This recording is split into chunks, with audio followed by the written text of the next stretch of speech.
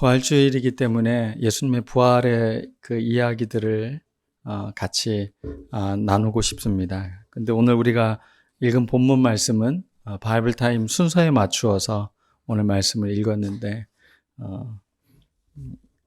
이 말씀에 오늘 또 부활의 의미를 다시 한번 되새겨 볼 수 있는 그런 시간이 되기를 원합니다. 파커 파머라는 분이 계십니다. 미국의 교육학자로서 교사들의 교사라고 일컬어지는 사람입니다. 내면의 깊은 것을 바라보게 하고 아이들이 갖고 있는 그 영혼의 순수함을 바라볼 수 있도록 어떻게 보면 미국 교육계에 혁신을 일으켰던 분이 바로 이 파커 파머가 한 사람이 아닌가 싶습니다. 그가 이제 나이 거의 80이 다 돼갈 나이에 책을 낸 책이 있습니다. 모든 것의 가장자리에서라는 책인데 그 가장자리, 주변인, 경계 이렇게 말할 수 있죠. 이런 것을 이렇게 정의를 하고 있습니다. 삶을 옥죄이는 헛것들의 무게가 빠져나가서 새로운 시야가 열리는 자유의 자리이다. 우리는 늘 어딘가에 속해 있기를 바랍니다. 이곳에 있고 저곳에 속해 있거나 어떤 그런 안정감을 갖고 싶어 합니다. 그런데 오늘 예수님은 예루살렘을 벗어나서 사마리아의 그 경계를 지나고 계십니다. 늘 이 경계의 자리, 여기에도 속하지 못하고 저기에도 속하지 못하는 그 주변인들이 있게 마련입니다. 오늘 그분들을 만나기 위해서 예수님이 가십니다. 그 주변인의 그 삶을 살고 있는 사람은 다름 아닌 나병 환자들이었습니다. 유대인인지 사마리아인인지 어디서든지 그들은 환대받지 못하는 사람들이었습니다. 멸시를 받고 소외를 당하고 그렇게 자신들만의 무리를 지어서 10명이 살고 있었습니다. 그 경계를 지나시던 주님께서 그들의 삶의 무거운 짐을 벗겨주십니다. 그리고 그들에게 새로운 회복을 이야기하고 계십니다. 여러분 삶도 어떠십니까? 내가 이곳에 속하고 싶은데 여기에도 속하지 못하고 저기에 속하고 싶은데 저기에도 속하지 못하는 그런 경험이 있으신 분들 계십니까? 아니 혹시 학창시절에 왕따를 경험해 본 적 있으십니까?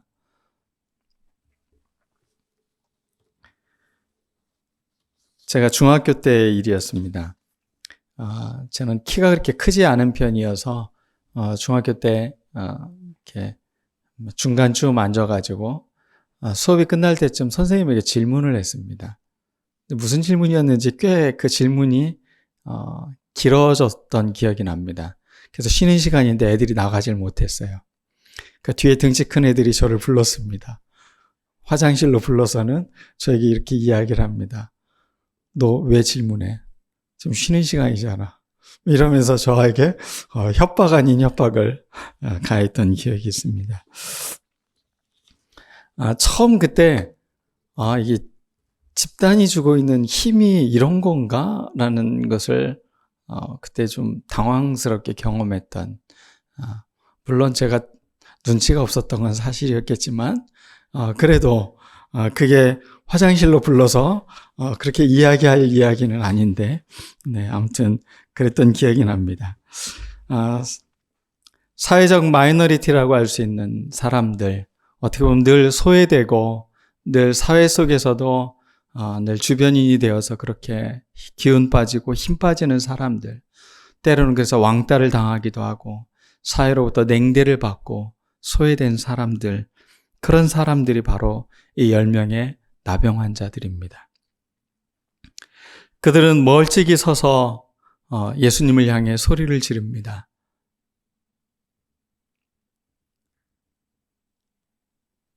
예수님, 우리를 불쌍히 여겨 주옵소서. 키리의 엘레이손이라는 노래의 그 가사가 바로 여기에 나온 거죠. 우리를 불쌍히 여겨 주옵소서. 그들은 멀찍이 서서 차마 그 예수님께도 다가갈 수 없는 존재로 그들은 자기 스스로를 규정하고 있었어요. 나는 접촉되면 안 되는 사람이야. 나는 부정한 사람이야. 나는 재앙을 만난 사람이야. 그 어느 누구에게도 다가갈 수 없는 존재로 자기의 삶을 그렇게 규정하고 있는 사람이었습니다. 심지어 자신의 문제를 해결해 줄 것 같은 예수님에게조차도 그들은 다가가지 못하는 사람들이었습니다. 그런 주님을 가까이 와라. 다른 곳에서처럼 이렇게 손을 만져주면서 치유하시는 예수님이 아니라 가서 제사장들에게 너희 몸을 보여주어라 라면서 그들을 보내십니다. 그 10명은 각각 제사장을 향해서 출발을 했습니다. 가는 동안에 보니까 자신들의 몸이 깨끗해져 있음을 발견을 합니다. 그 순간 깨끗해진 게 아니라 그 말을 믿고 걸어가는 노중에서 그들의 몸이 변화된 것을 그들이 깨닫게 됩니다. 사회에 들어가려면, 가족에게 다시 복귀하려면 제사장의 인정이 있어야 합니다. 이제 이 사람은 깨끗해졌다. 그래서 사회 복귀 명령을 내려주는 증서가 있어야만이 사회로 들어갈 수 있기 때문에 그들은 가던 길을 계속해서 제사장을 향해 갔습니다. 그런데 한 명 사마리아인은 그 자리에서 다시 예수님께로 돌아옵니다. 진정한 회복은 제사장이 인정해주는 어떤 사회적 권위자로서 너는 깨끗해졌어 라고 말하는 것도 참 중요한 것입니다. 그러나 더 중요한 것은 예수 그리스도를 향해 다시 그들이 돌아가는 것, 하나님께 영광을 돌리는 삶, 그게 바로 정말로 회복된 삶이 아닐까 싶습니다. 몸은 다시 병이 들거나 죽게 됩니다. 그러나 우리가 하나님을 향해서 나아가는 그 발걸음에는 막을 것이 없는 것입니다. 진짜 부활의 신앙을 갖고 있다는 건 무엇입니까? 다시 썩어질 몸에 그것을 위해서 살아가는 것이 아니라 이제는 하나님을 향해 내 삶을 드리며 살아가겠습니다. 내가 이 땅의 삶이 나의 모든 것이 아니라 내가 하나님의 존재로 하나님으로 말미암아 살아가는 존재임을 고백하는 신앙이 아닐 수 없습니다. 한 주간 소진영 씨가 쓴 작사 작곡한 은혜 아니면 살아갈 수 없네라는 찬양을 이렇게 흥얼거리고 들었습니다. 그 가사 중에 이런 가사가 있었습니다. 크신 계획 다 볼 수도 없고 작은 고난에 지쳐도 주께 묶인 나의 모든 삶 버티고 견디게 하시네. 오직 예수뿐이네. 은혜 아니면 살아갈 수 없다라는 이 고백, 그리고 그 계획을 다 자신은 볼 수 없지만, 그리고 고난에 지쳐서 그렇게 삶을 살아가고 있지만 주님으로 인하여 자신의 삶을 버티고 견딜 수 있는 것은 오직 주님의 은혜뿐이라는 것을 그는 고백하고 있는 것입니다.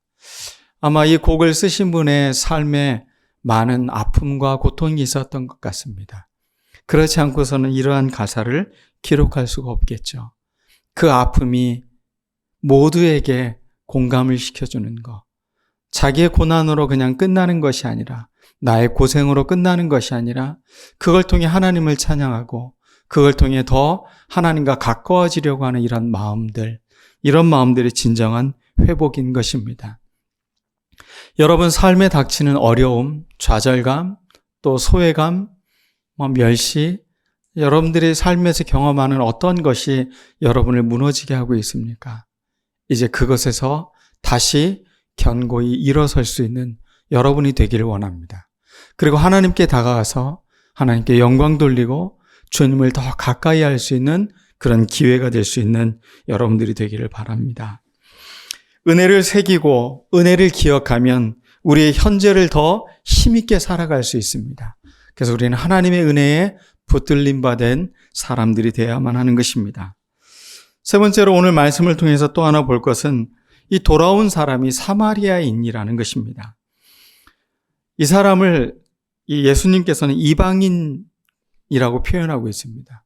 사실은 사마리아인은 이방인이라고 하기는 혼혈족이기 때문에 이방인이라고도 할 수 없습니다.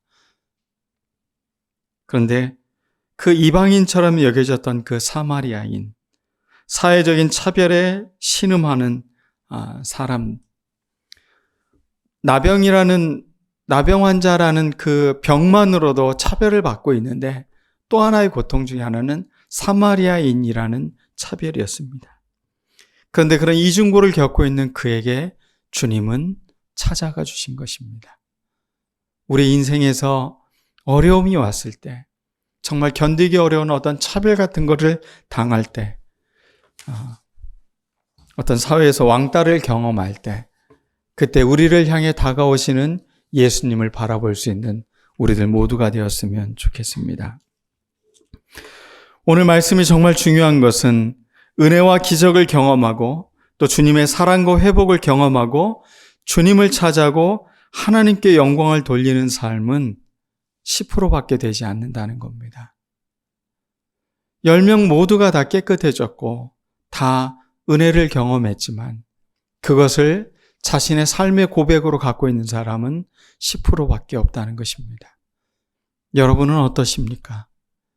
여러분의 삶에 주어진 은혜를 경험하면서 과연 여러분은 하나님을 향해 주님께 가까이 다가오는 삶입니까? 아니면 또 내 삶의 일상을 그냥 충실하게 살아가려고 노력하는 사람으로 살고 계십니까? 주님은 여러분의 삶이 나와 더 가까워지기를 원하는 삶으로 초대하고 있는 것입니다. 그렇다면 지금 내가 당하는 억울함, 차별, 소외감, 왕따, 이것이 나병 환자의 그것보다 더 심각한지 한번 생각해 보시기 바라겠습니다. 어떤 게 더 심하냐라고 말한다면 이게 더 심할 겁니다라고 말할 수 있겠지만 모든 고통은 다 아프고 힘듭니다. 문제는 다른 사람이 겪느냐, 내가 겪느냐의 차이만 있는 것입니다. 내가 당하는 고통은 다 힘들고 아픕니다. 작다고 그 고통이 덜한 것 아닙니다. 그러나 그런 고통과 아픔을 외면치 않으시고 주님은 기꺼이 그 주변인의 삶의 가장자리에 선 사람들을 향해 다가오신다는 겁니다. 여기도 속하지 못하고 저기에도 속하지 못하는 사회적인 왕따가 있다면, 또 사람들이 나를 자꾸 기피하고 멀리하는 것 같다면 예수님에게는 만나야 할 중요한 대상이라는 것을 기억하시길 바라겠습니다.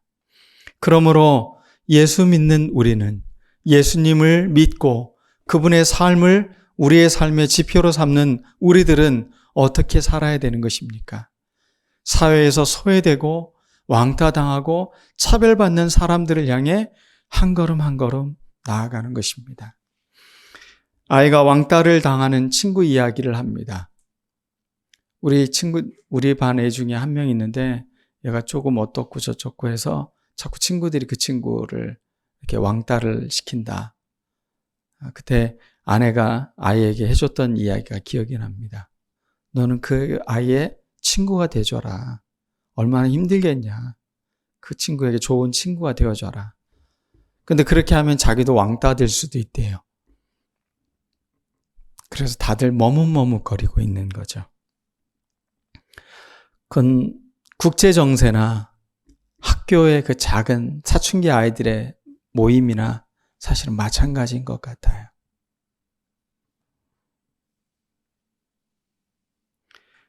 우크라이나는 지금 러시아의 침공을 받아서 그래도 외부의 지원을 어느 정도 받고 있어요. 물론 전쟁에 가담하거나 그들을 지켜주거나 어떤 적극적 개입은 없지만 그래도 후방에서 많은 지원이 있습니다.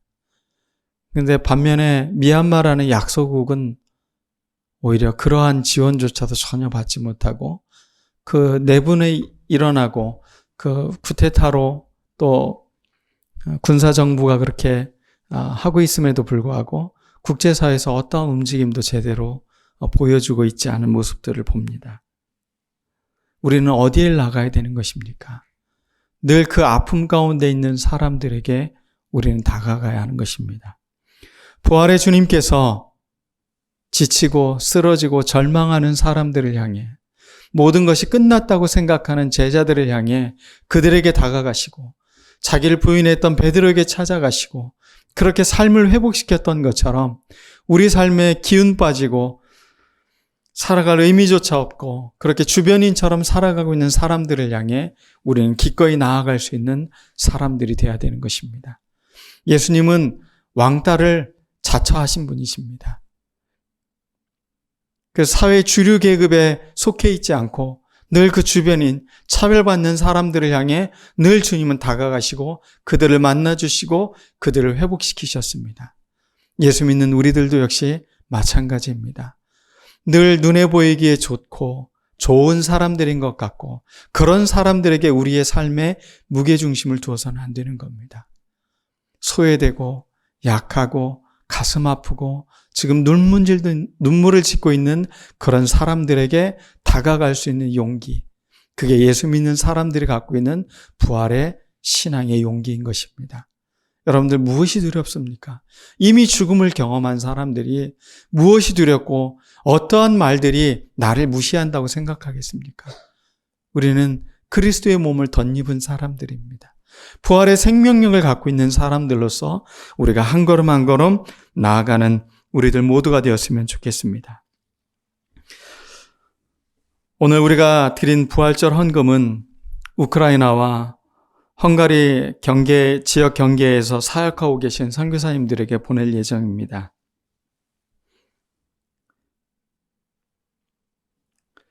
전쟁의 고통 속에 있는 분들을 돕고 또 고아가 되고 그렇게 집을 잃고 모든 것이 어려운 이들에게 작지만 좀 도움이 되기를 바랍니다. 오늘 말씀 전반부에 보면 17장 2절 말씀에는 이런 이야기가 있습니다. 작은 사람들 가운데 하나를 걸려 넘어지게 하는 것보다 차라리 자기 목에 큰 맷돌을 매달고 바다에 빠지는 것이 나을 것이다.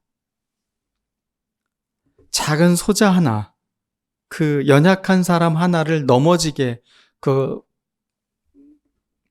사람 삶에 어떤 좌절을 경험하게 만들고 그렇게 하는 것보다 차라리 자기 목에 연자맷돌을 매는 게 차라리 낫다는 겁니다. 그건 죽음보다 더한 거라는 겁니다.